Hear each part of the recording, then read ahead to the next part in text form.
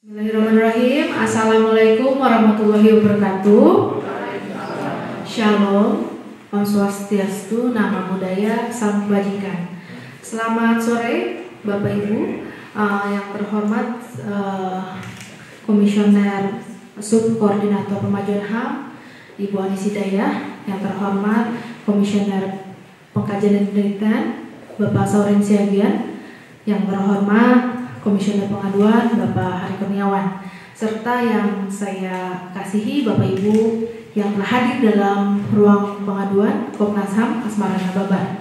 Selamat datang dalam acara konferensi pers atas kajian Permenaker nomor 5 tahun 2023. Saya Kania sebagai moderator akan memoderatori kegiatan sore hari ini, yang mana saya akan menjelaskan sedikit mengenai kajian ini, di mana Komnas HAM Republik Indonesia telah menerima sejumlah pengaduan dari perwakilan pekerja yang tergabung dalam serikat atau asosiasi pekerja terkait dengan pemberlakuan peraturan Menteri Tenaga Kerja nomor 5 tahun 2023 tentang penyesuaian waktu kerja dan pengupahan pada perusahaan industri padat karya tertentu berorientasi ekspor yang terdampak perubahan ekonomi global atau Permenaker 5 tahun 2023.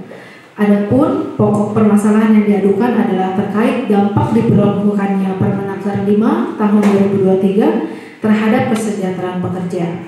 Berdasarkan aduan tersebut, Komnas HAM menduga adanya potensi pelanggaran HAM dalam pemberlakuan Permenaker 5 tahun 2023. Maka Komnas HAM melakukan kajian mengenai dampak pemberlakuan Permenaker 5 tahun 2023 tersebut terhadap hak asasi manusia, khususnya terhadap hak-hak pekerja.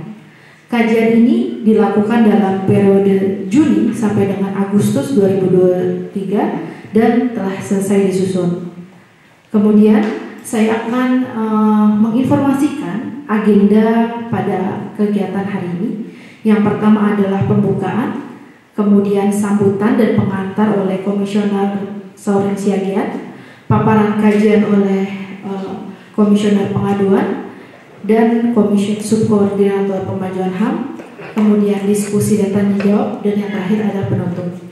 Baiklah Bapak Ibu, kami akan memulai kegiatan ini dengan sambutan dan pengantar oleh Komisioner Pengkajian dan Penelitian Bapak Saurin Siagian. Kepada Bapak dipersilakan. Ya, Assalamualaikum warahmatullahi wabarakatuh. Selamat sore Bapak Ibu sekalian. Terima kasih kembali hadir pada undangan Komnas HAM. Kami bertiga di sini, teman-teman yang lain sedang ada tugas di tempat yang lain, ada yang di luar negeri dan ada juga di daerah. Kemudian ada juga 3 rapat yang sedang berjalan saat ini.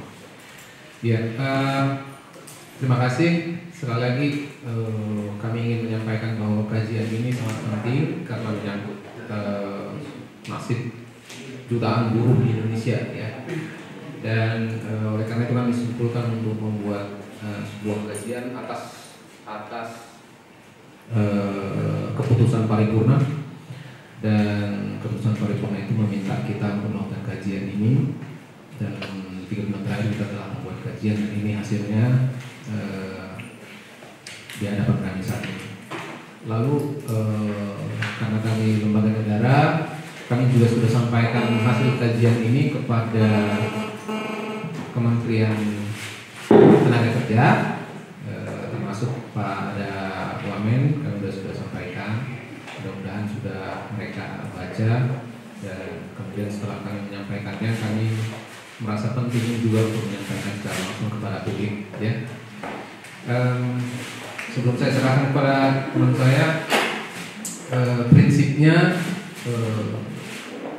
jika memang alasannya adalah situasi krisis ekonomi, maka kita sebenarnya berharap bukan kelompok yang paling rendah yang memotong gajinya, gitu ya.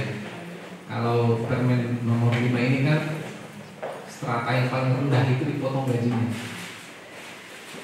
Idealnya yang dipotong gajinya di berbagai tempat kita tahu itu middle management dan top management, ya.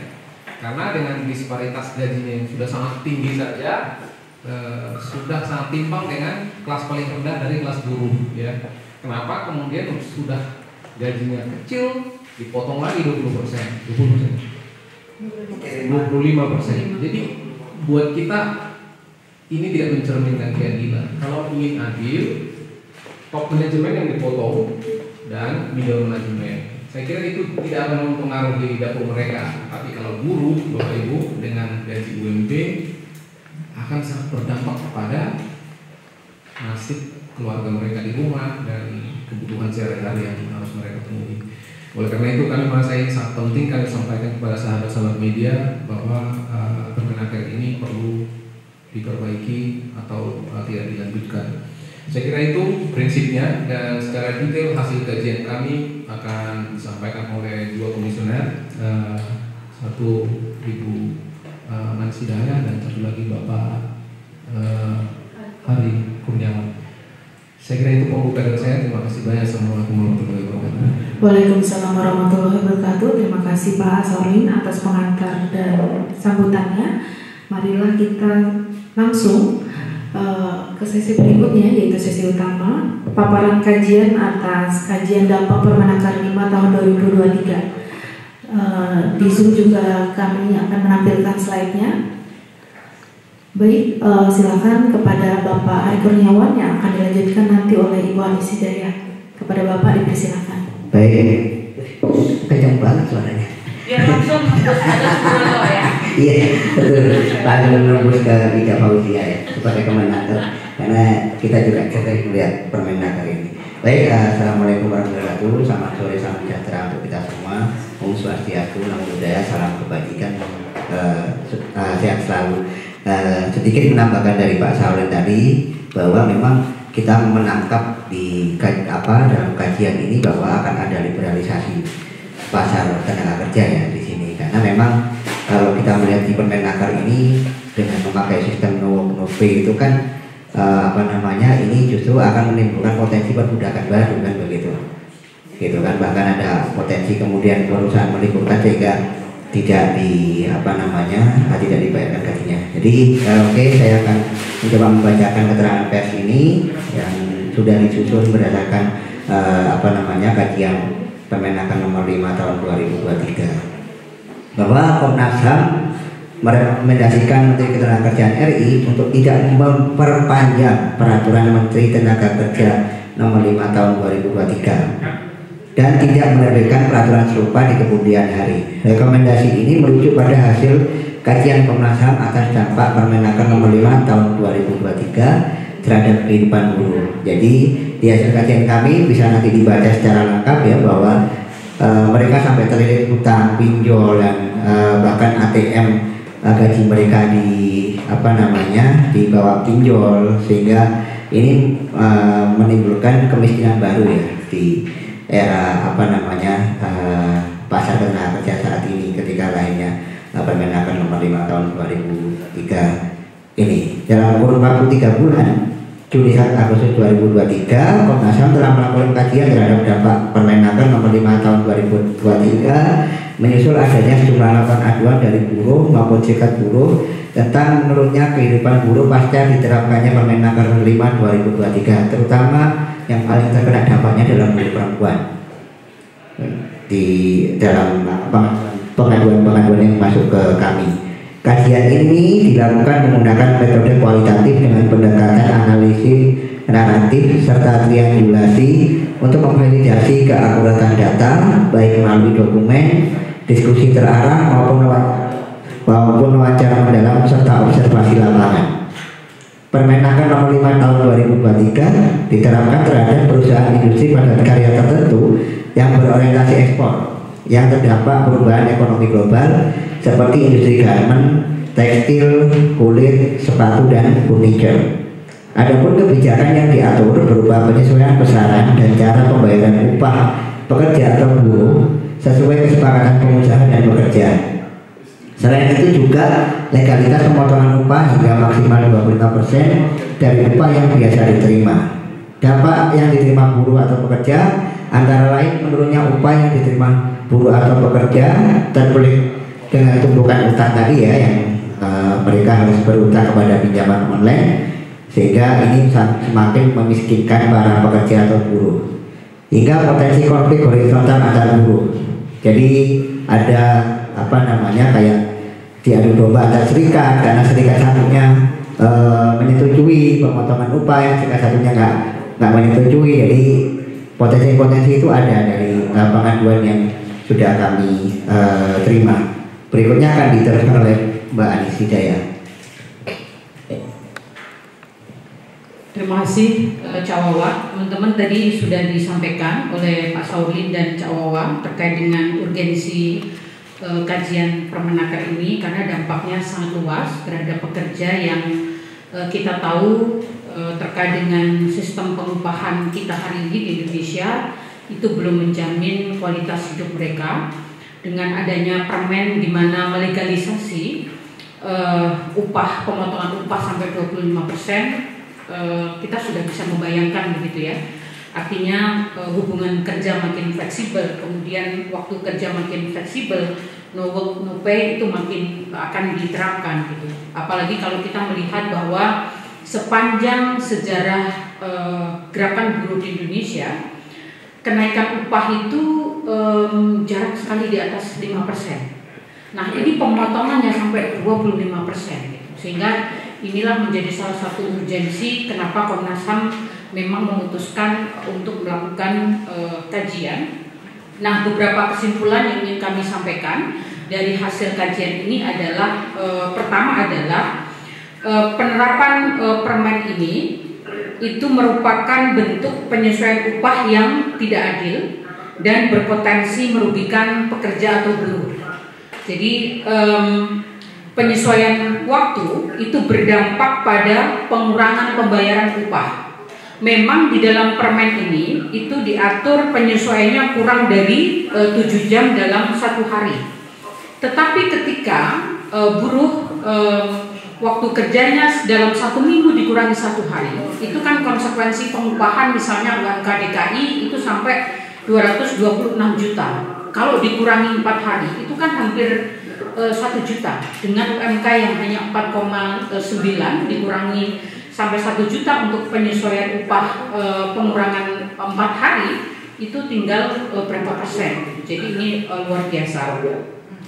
Nah, praktek ini juga sebenarnya melanggar undang-undang ketenagakerjaan, undang-undang cipta kerja yang secara tegas sebenarnya itu ada larangan membayar upah pekerja lebih rendah dari ketentuan pengupahan yang ditetapkan dalam perundang-undangan yang berlaku, karena tidak boleh sebenarnya pengupahan di bawah UMK gitu ya. Karena sesungguhnya berdasarkan ketentuan pasal 88A ayat 5, kesepakatan yang dicapai lebih rendah atau bertentangan dengan peraturan, maka kesepakatan itu batal dan pengaturan pengupahan dilandaskan sesuai ketentuan peraturan perundang-undangan. Artinya sebenarnya secara material permen ini juga melanggar aturan ketenagakerjaan gitu, undang-undang yang ada di atasnya gitu. Kemudian juga yang kedua, kesimpulan yang kedua, 3 bentuk penerapan Permenaker oleh perusahaan itu dibagi 3. Pertama adalah perundingan. Dari aspek perundingan yang menghasilkan kesepakatan itu sudah bisa dibayangkan karena posisi tawar pekerja dengan posisi tawar perusahaan itu kan berbeda, tidak equal gitu ya, sehingga ini juga menimbulkan satu persoalan.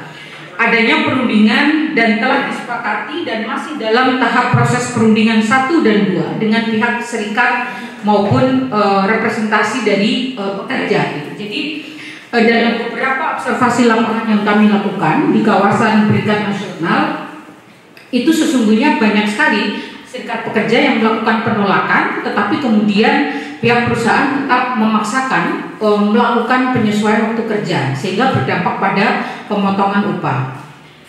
Yang ketiga adalah kesimpulan yang ketiga, bentuk pelanggaran pembayaran upah yang dilakukan oleh perusahaan berupa pekerja diliburkan dan tidak dibayar sewaktu-waktu. Kemudian penambahan waktu kerja lembur tetapi tidak dihitung. Pemutusan hubungan kerja diliburkan tapi diganti dengan cuti tahunan, dan tidak diliburkan tapi ada pemotongan upah. Jadi luar biasa dampaknya Permenaker ini. Kemudian yang keempat, teman-teman, adalah Permenaker ini berdasarkan kajian yang kami lakukan, membaca Undang-Undang Hak Asasi Manusia, Undang-Undang Ketenagakerjaan, Kovenan tentang Hak Ekosop, begitu ya, beberapa prinsip di dalam konvensi ILO terkait dengan prinsip-prinsip ketenagakerjaan. Permenaker 5 tahun 2023 berpotensi melanggar sejumlah hak asasi manusia, antara lain hak berserikat, kemudian hak berkumpul dan berorganisasi, hak atas pekerjaan dan upah yang layak, hak atas informasi, dan hak perempuan. Tadi Cak Wawa menjelaskan konteksnya hak perempuan. Mayoritas pekerja di sektor ini yang terdampak Permenaker ini adalah perempuan, ya, sekitar 80% katanya teman-teman serikat buruh. Nah, atas dasar berbagai kesimpulan tadi, Komnas HAM merekomendasikan agar Menteri Ketenagakerjaan tidak memperpanjang pemberlakuan Permenaker 5 tahun 2023 dan tidak menerbitkan kebijakan serupa di masa mendatang. Kenapa rekomendasi kami tidak memperpanjang? Karena Permenaker ini sesuai di dalam aturan peralihan ini akan diberlakukan selama 6 bulan. Artinya Permenaker ini diberlakukan mulai 6 Maret dan berakhir 6 Agustus, ya, 6 September.